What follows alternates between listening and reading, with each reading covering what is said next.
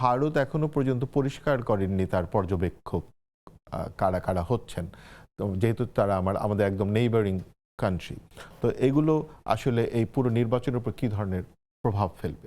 ধন্যবাদ আপনাকে। আচ্ছা, আপনি আমাকে বলেন, বিতর্কিত পর্যবেক্ষক যদি আসে আর আমার নির্বাচন যদি আনকন্ট্রোভার্সিয়াল হয়, সে কি ওই নির্বাচনটাকে বিতর্কিত করতে পারবে?